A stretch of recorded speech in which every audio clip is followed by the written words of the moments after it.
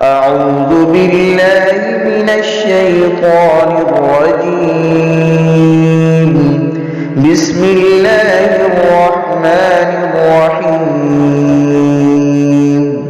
ولقد يسرنا القرآن للذكر فهل من مدكر.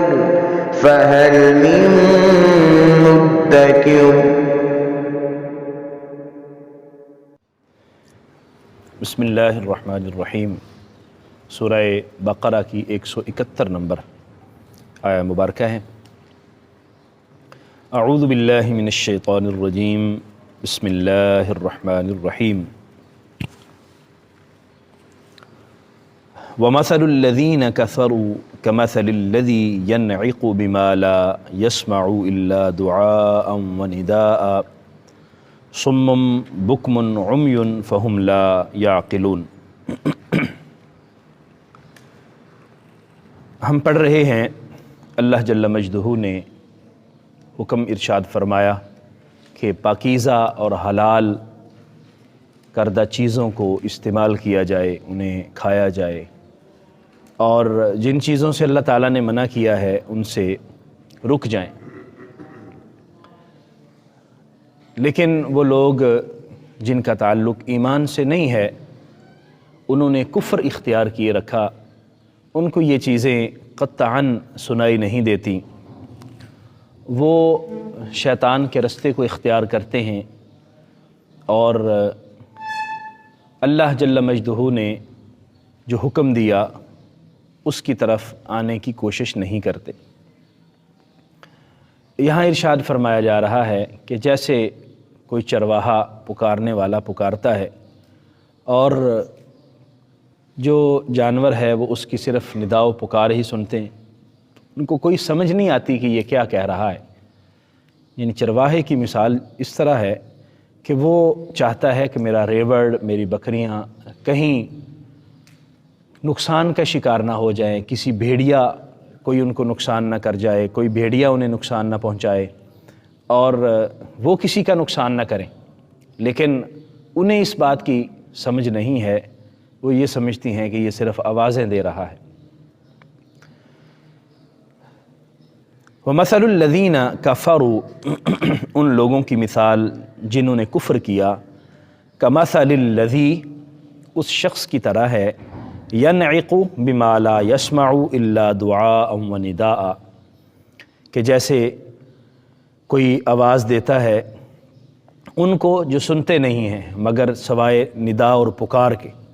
یعنی ان کو یہ سمجھ آتی ہے کہ صرف پکارا جا رہا ہے اور کوئی آواز آ رہی ہے. وہ آواز کیا کہہ رہی ہے، وہ آواز کتنی قیمتی باتیں کر رہی ہے، وہ آواز ہمارے نفع اور نقصان کے حوالے سے کیا باتیں کر رہی ہے، وہ اس کو نہیں سمجھتے اور کوئی اہمیت نہیں دیتے.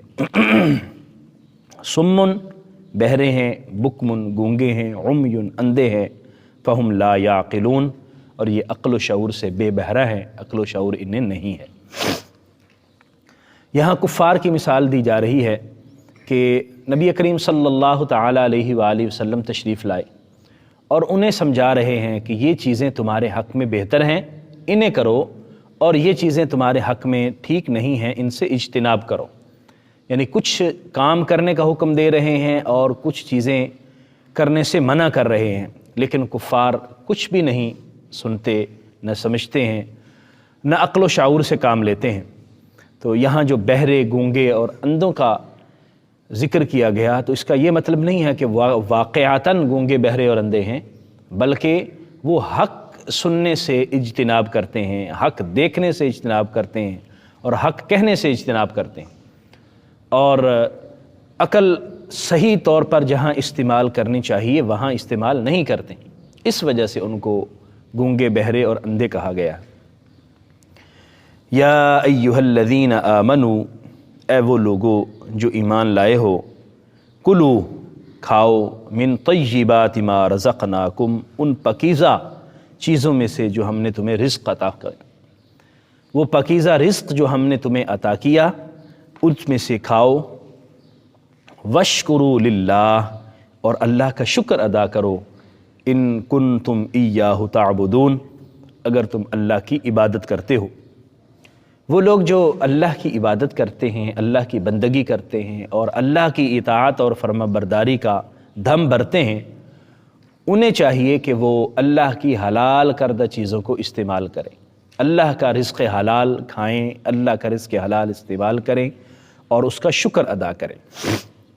تو رزق حرام یعنی وہ چیزیں جو اللہ نے حرام فرمائی ہیں ان سے رک جانے کا حکم دیا گیا ہے۔ کل بھی ہم نے بات کی تھی کہ اللہ تعالیٰ کی نعمتیں بے شمار ہیں جو ختم ہونے والی نہیں ہیں، جو گنی بھی نہیں جا سکتی۔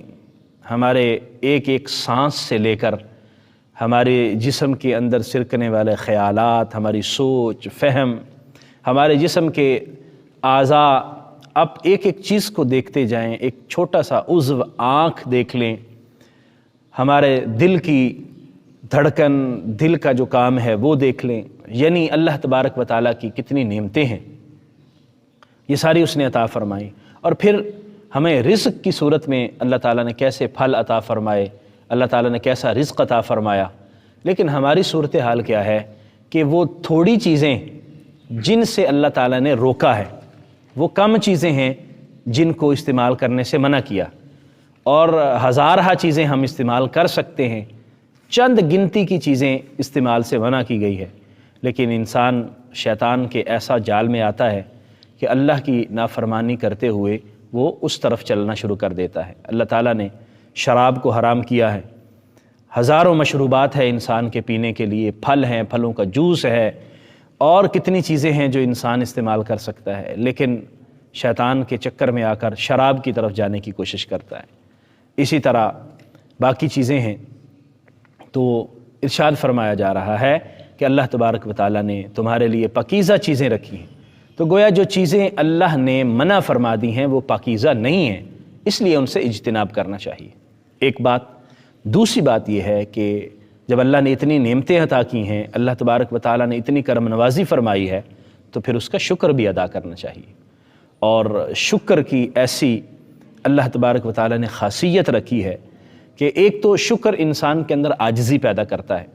جب انسان کسی کا شکر ادا کرتا ہے، ویسے اگر ہم انسان کے طور پر دیکھیں تو اللہ تعالیٰ نے انسان کا بھی شکر ادا کرنے کا حکم دیا، بلکہ یہاں تک کہ حضور صلی اللہ علیہ وسلم کا ارشاد ہے، من لم یشکر الناس لم یشکر اللہ، جو لوگوں کا شکریہ ادا نہیں کرتا وہ اللہ کا بھی شکریہ ادا نہیں کرتا۔ یعنی آپ کے جو محسنین ہیں، آپ ان کا شکریہ ادا کریں تو گویا اللہ کا شکریہ یہ اس کا حصہ ہے۔ لوگوں کا شکر ادا کرنا اللہ کے شکریہ کا ایک حصہ ہے، اور جو لوگوں کا شکریہ جس نے ادا نہیں کیا اس نے اللہ کا بھی شکریہ ادا نہیں کیا۔ اور جب کوئی ہم پر مہربانی کرتا ہے تو ہم اس کا شکریہ ادا کرتے ہیں، تو اس سے ایک عاجزی کی کیفیت بھی پیدا ہوتی ہے، اور اس سے یہ احساس بھی پیدا ہوتا ہے کہ یار یہ تمہاری مہربانی ہے، ہمارا حق نہیں ہے، یہ تمہاری مہربانی ہے جو تم نے کی۔ پھر دوسرے بندے کا احسان تسلیم کرنے کا جذبہ پیدا ہوتا ہے، کسی بندے کی مہربانی تسلیم کرنے کا جذبہ پیدا ہوتا ہے۔ اور شکر کی ایک اور برکت یہ بھی ہے کہ انسان کے لیے پھر نعمتوں میں مزید اضافے اور برکتیں ہوتی ہیں۔ لَإِن شَكَرْتُمْ لَأَزِيدَنَّكُمْ، فرمایا اگر تم شکر ادا کرو گے تو میں مزید نعمتوں میں اضافہ کر دوں گا۔ تو شکر کا انسان کو اللہ تعالیٰ نے یہ بھی فائدہ عطا فرمایا۔ ان کنتم ایاہ تعبدون، اگر تم عبادت کرتے ہو تو شکر کو عبادت کے ساتھ منسلک کیا ہے کہ اگر تم عبادت گزار ہو، اللہ کی بارگاہ میں جھکنے والے ہو، تو پھر تمہیں شکر بھی ادا کرنا چاہیے۔